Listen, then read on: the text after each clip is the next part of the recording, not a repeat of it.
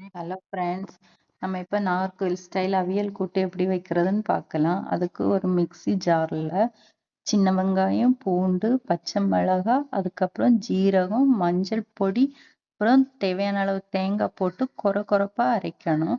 அதுக்கப்புறம் அடுப்பில் ஒரு பாத்திரம் வச்சுட்டு தேங்காய் எண்ணெய் விட்டு அதில் கடுகு, அப்புறம் கறிவேப்பிலை போட்டு பொரிஞ்ச உடனே கட் பண்ணி வச்சிருக்க காய்கறி அதில் போட்டுட்டு லைட்டாக ஒரு மிக்ஸ் பண்ணிட்டு அதுக்கப்புறம் தேவையான அளவு உப்பு போட்டு அதுவும் ஒரு மிக்ஸ் பண்ணிட்டு நம்ம அரைச்சி வச்சிருக்க தேங்காவும் போட்டு மிக்ஸ் பண்ணி விடணும். மிக்ஸ் பண்ணிட்டு நம்ம கரைச்சி வச்சிருக்க புளி தண்ணி விட்டு மிக்ஸ் பண்ணணும். எக்ஸ்ட்ரா தண்ணி எதுவும் விட வேண்டாம். அப்புறம் மூடி வச்சு வேக வைக்கணும்.